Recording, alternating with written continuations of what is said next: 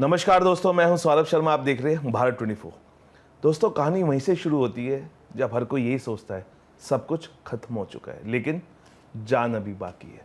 और इस जान अभी बाकी की पूरी स्टारकास्ट मेरे साथ मौजूद है। आप सभी का भारत 24 में बहुत बहुत स्वागत है। धन्यवाद, बहुत शुक्रिया। अगर मैं आप दोनों से कहूँ कि अगर आप अपनी ज़िंदगी से जुड़ा कोई टाइटल हमें बताना चाहेंगे, क्या वो यही होगा, जान अभी बाकी है? जी बिल्कुल, जान अभी बाकी है। बिल्कुल सर, बिल्कुल यही होगा, जान अभी बाकी है।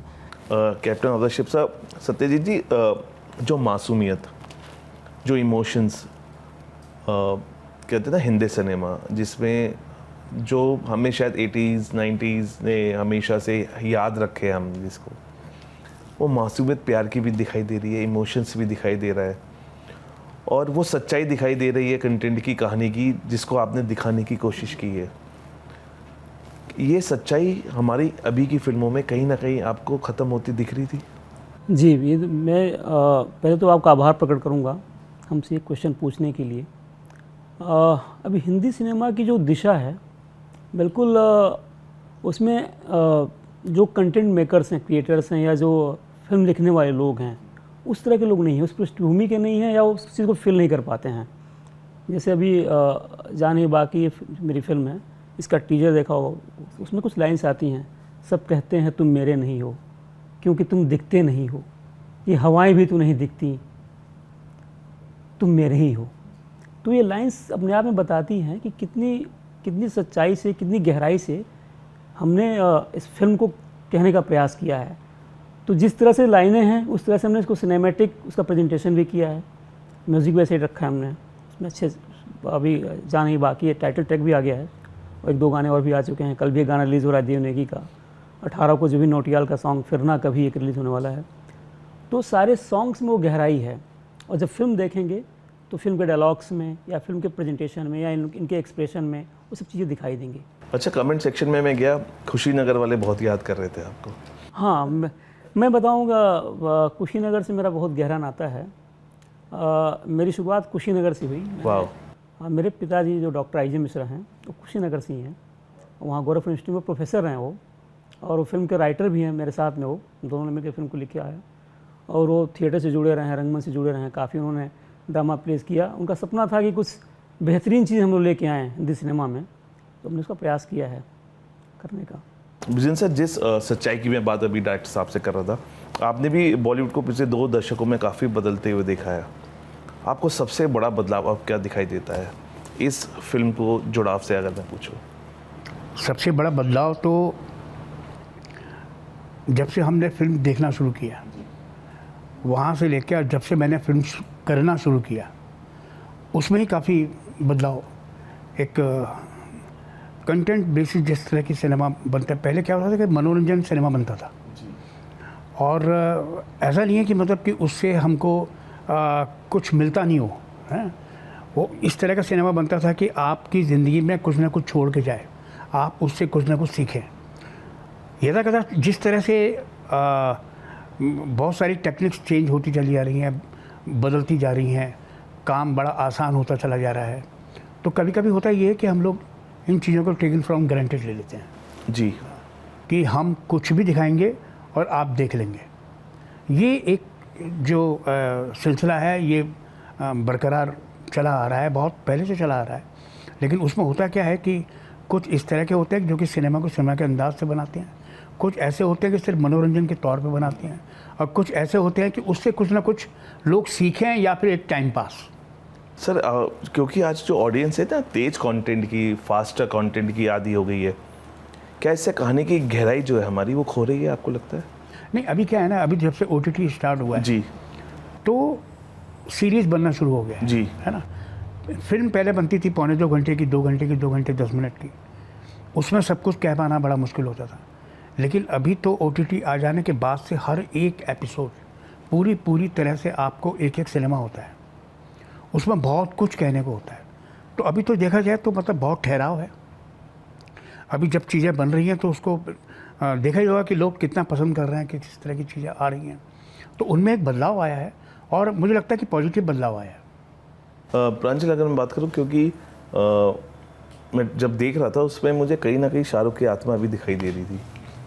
और उस आत्मा ने कितना वर्क किया। सोल अगर आपका सच्चा और दिल से कहते हैं ना, बहुत उसके डायलॉग है शाहरुख खान साहब का, अगर किसी को सच्चे दिल से चाहो तो पूरी कायनात आपको उसको मिलाने में जुट जाती है।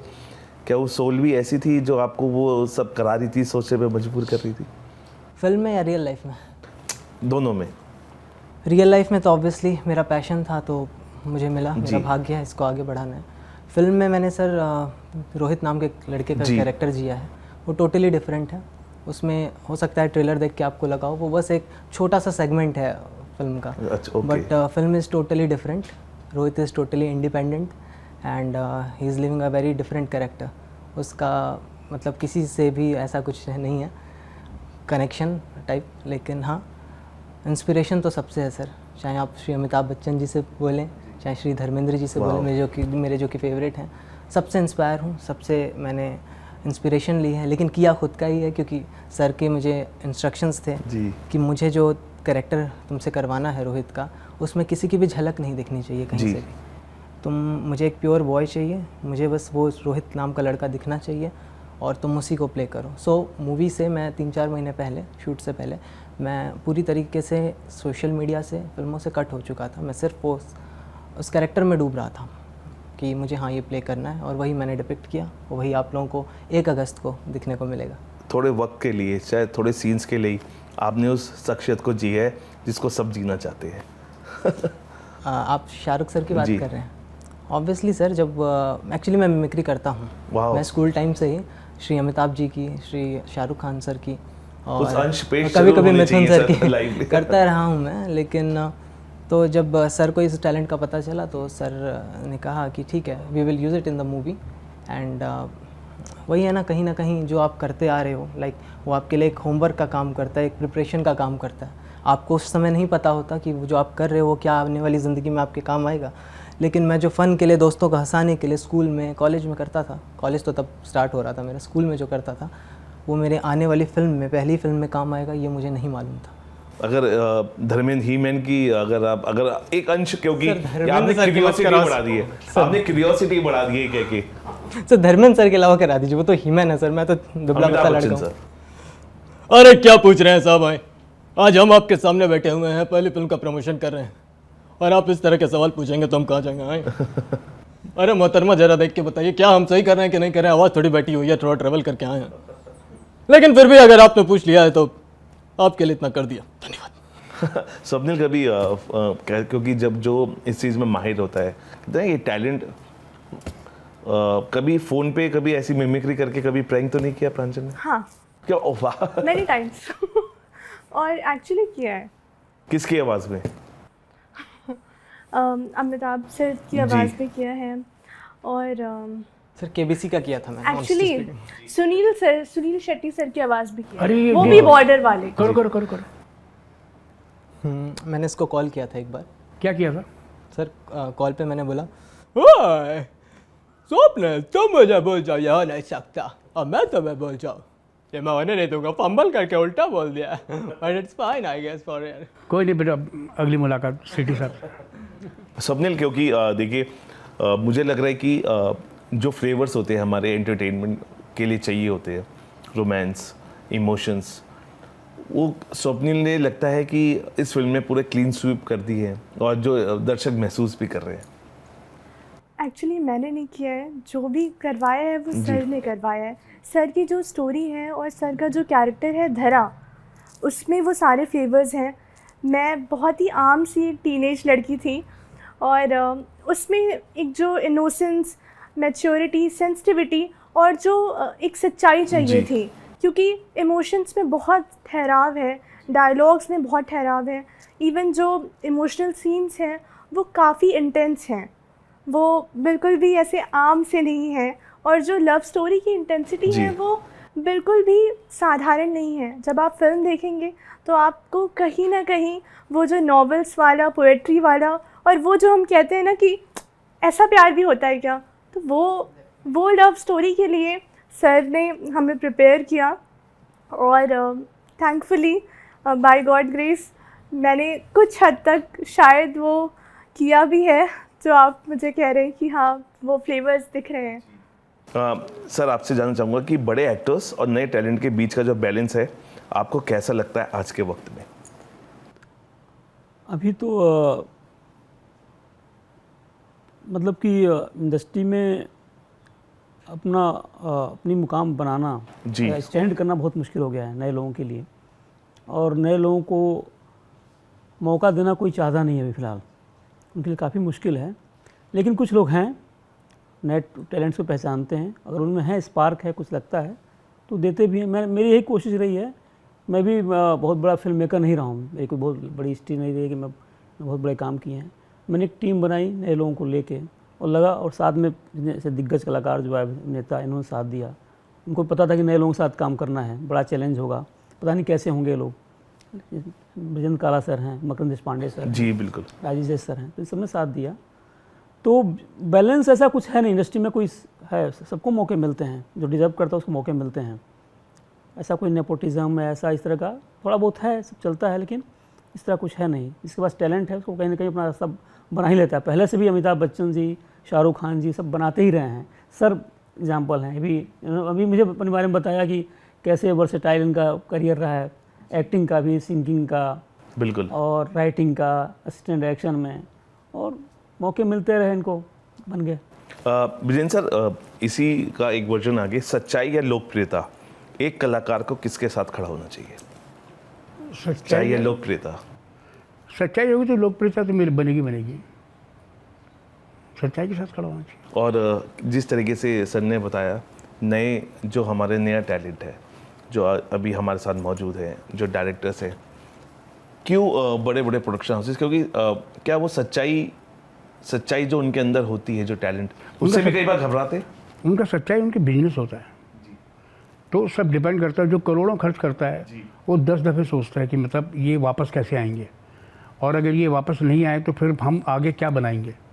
तो वो उनकी एक इनसिक्योरिटी है उस तरह की, उसको लेकर के वो चलते हैं। लेकिन बिल्कुल सही बात है सर। लेकिन दूसरा क्या होता है कि अभी आप तो इन प्रोड्यूसर्स की बात कर रहे हो जी, आप बात करो कास्टिंग डायरेक्टर्स की। जी, क्या आपको लगता है कि मतलब कास्टिंग डायरेक्टर्स को अभी उन लोगों की लिस्ट में इनका नाम आ जाएगा, वो बहुत बड़ी बात होगी, समझ रहे हो। होता क्या है कि कास्टिंग वाले भी, उनकी एक लिस्ट होती है, एक फहरिस्त होती है जिसके थ्रू वो कास्टिंग करते हैं। कोई भी आप अपना सिनेमा बनाने की बात करोगे, आप अपनी लिस्ट दोगे तो वो उन्हीं में से छांट करके उनको बुलाएंगे। कोई भी नया बंदा, लड़का या लड़की जो है इस फील्ड में आ रहे हैं, उनको वहाँ तक ही पहुँचने के लिए पहले वक्त लगेगा कि वो अपना नाम वहाँ दर्ज कराएं। जी, जब उनका नाम वहाँ पे दर्ज होगा उसके बाद फिर उनको कॉल किया जाएगा। उसमें होता है नहीं होता है, क्योंकि मेरे पास कई सारे बच्चे जो कि मतलब मिलते मिलाते रहते हैं, कुछ लोग काम कर चुके होते हैं, वो जिक्र करते हैं कि सर हमको कास्टिंग के नाम बताइए। तो मैं उनसे यही कहता हूँ कि भाई कुछ हैं जो कि मतलब शायद तुमको बुला लेंगे, लेकिन कुछ हैं कि मतलब कि वो तुम्हें कॉल भी नहीं करेंगे, क्योंकि उनके पास एक है पूरा एक उनका जिस क्या कहते हैं वो एक फहरिस्त है उनके पास पूरी की पूरी, उसी में से वो चूज़ करते हैं, उसी में से वो बुलाते हैं, है ना। और कुछ नया टैलेंट अगर वो देख लेते हैं तो खुद ही खुद अपने आप दर्ज कर लेते हैं, फ़ोन करके पता करते हैं कि भाई ये कौन है, क्या है, इसका नंबर कहाँ से मिलेगा, क्या मिलेगा, उसे करके कभी भी कॉल आया था उनके पास। आप दोनों ऐसा महसूस करते हैं जो विजेंद्र सर कह रहे हैं? क्योंकि ऐसा होता है, कई बार आप ऑडिशंस देने जाते हैं और ऑडिशंस में बेहतरीन करते हैं, लेकिन जो आपका किरदार आपके लिए फाइनल होता है वो किरदार किसी और को मिल जाता है। ये महसूस हुआ कभी ऑडिशंस के तौर पे, या आपने इस दौर में जब बॉलीवुड फ्रेटर्निटी का हिस्सा बन चुके हैं? शुरुआत में तो हुआ सर, लगता है कि हाँ हम तो बेस्ट कर रहे हैं, बेस्ट नहीं बेटर कर रहे हैं, अच्छा कर रहे हैं, या और बेटर कर सकते हैं। दुख भी पहुंचता है, फिर चीज़ें समझ नहीं आती हैं, but by the grace of God film की शूटिंग में ही उतना समय व्यतीत हो गया कि अब शायद उम्मीद है कि आगे हमारे साथ अच्छा हो जाए। स्वप्निल, आपने इस चीज़ को महसूस किया? ऑडिशन देने गए, आप सेलेक्ट हो गए, आपके लिए फ़ाइनल कर दिया गया किरदार, लेकिन एंड मोमेंट पे उस किरदार को किसी और को दे दिया गया। जी बिल्कुल, ये चीज़ें हैं। और एक्चुअली हमने बहुत ही मतलब कम एज से शुरू किया, सो बहुत ज़्यादा एक्सपीरियंस नहीं मिला है अभी तक, आगे मिले शायद, मैं ज़रूर शेयर करूँगी आपसे। बट हाँ, मैंने फील किया है कि थोड़ा सा बायस चीज़ें होती हैं। यस, लेकिन जब सत्य सर जैसे डायरेक्टर आपके साथ हो, मुझे लगता है सब बायसनेस खत्म हो जाती है। Yes definitely. सत्य सर, आजकल कंटेंट ड्रिवन सिनेमा को ज़्यादा इम्पोर्टेंस मिल रही है, या ये ट्रेंड लंबे समय तक टिकेगा? बिल्कुल, अभी तो सर ने भी पहले बताया कि सिनेमा का ऑब्जेक्टिव जो पहले रहा है कि मनोरंजन देना, कुछ टाइम पास करने वाली फिल्में होती हैं। अभी क्या है ना, अभी सिनेमा ग्लोबल हो गया है, OTTs प्लेटफॉर्म अवेलेबल है हर घर में, हम वर्ल्ड सिनेमा देख रहे हैं, तो कंटेंट ड्रिवन सिनेमा ही टिकेगा, वही चलेगा। अभी बहुत सारी फिल्में, एग्जांपल से मैं नाम नहीं लेना चाहूँगा, उनका बॉक्स ऑफिस में क्या हाल हुआ या उनको दर्शक नहीं मिले, तो कंटेंट इज़ किंग, ये तो रहेगा ही रहेगा, ऑलवेज रहेगा ही, फॉरएवर। विजेंद्र सर, आपको अभी आपकी नज़र में कौन ऐसा डायरेक्टर है या राइटर है वाकई कुछ नया करता हुआ दिख रहा है आपको इंडस्ट्री के अंदर?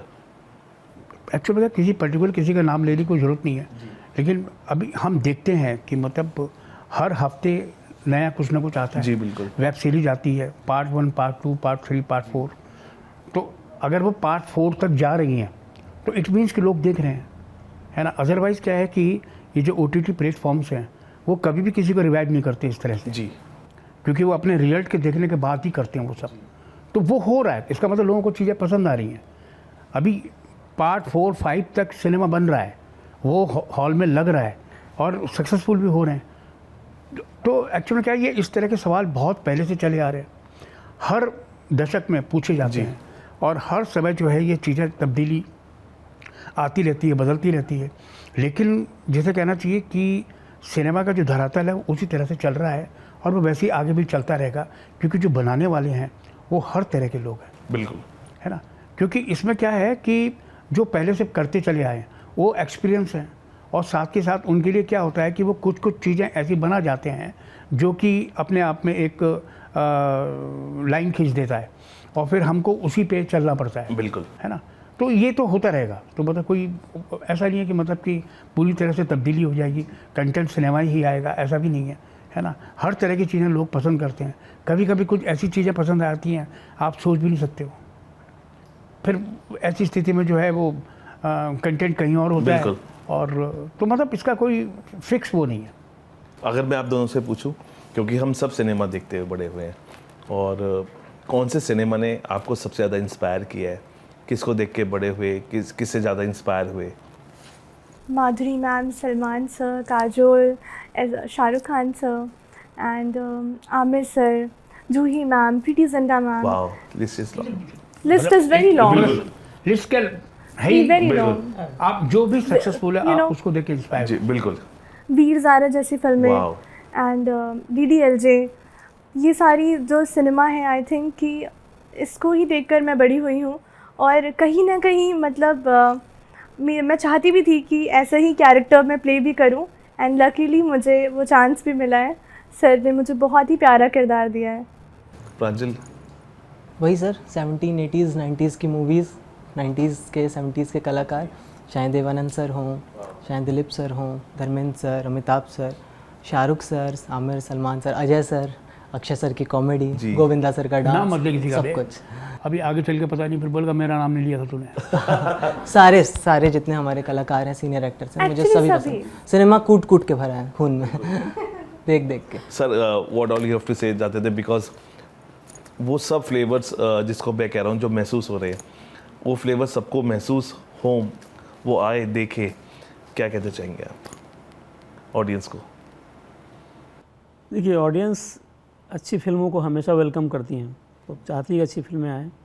और मैं अपनी फिल्म की बात करूँगा। मेरी फिल्म के गाने अभी सोनी म्यूज़िक से आ गए हैं, उसका टीजर भी आया है, ट्रेलर भी आया है।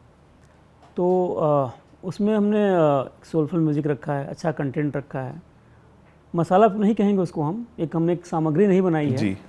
हमने जो डिमांड थी कि हम कैसे उसको बेटर तरीके से कह सकें, हमने कहने का प्रयास किया। हमने उत्तराखंड में शूट किया है फिल्म को, 100 डेज तक शूट किया हमने अपर हिमालयाज़ में जाके, तो पूरा सिनेमैटिक एक्सपीरियंस मिलेगा फिल्म में।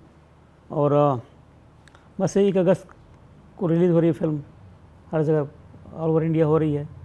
तो आपके चैनल के माध्यम से कहना चाहूँगा कि सभी आकर फिल्म को देखें, जाने बाकी 1 अगस्त को फिल्म हमारी रिलीज़ है जी। और कृपया करके आपके नज़दीकी सिनेमा हॉल में जाके उसको देखिए, परिवार के साथ, दोस्तों के साथ। जो हम जब सिनेमा देख के निकलेंगे तो हम अपने साथ उसको कैरी करके घर तक ले जाएंगे, और ऐसा कर पाए तो मैं मानूंगा कि मेरा फिल्म बनाना ये सार्थक हुआ, सफल हुआ। बिल्कुल, thank you talking to us. हम ये चाहते थे, ये कहेंगे अगर आपको कंटेंट पसंद नहीं आ रहा है और आप थिएटर्स की तरफ नहीं जा रहे हैं, तो मैं यही कहूँगा कंटेंट अभी बाकी है और जान भी अभी बाकी है। इन दोनों को मिलाइए और 1 तारीख को फिल्म आ रही है, उसको सबके साथ मिलाकर देखिए, सबके साथ मिलकर देखिए, क्योंकि एक बॉलीवुड फिल्म के लिए जो मसाला तो सर कह रहे मसाला फिल्म नहीं, लेकिन फिर भी जो मसाले चाहिए होते हैं और उस मसाले से जो खुशबू आती है, उस खुशबू की महक आपको उस रोमांस में भी दिखेगी, इमोशंस में भी दिखेगी और नए कलाकारों में भी दिखेगी। तो आप सब जाइए और इस फिल्म को एक साथ सबके साथ मिलकर देखिए। फिलहाल अभी के लिए इतना ही, आप बने रहिए भारत 24 के साथ।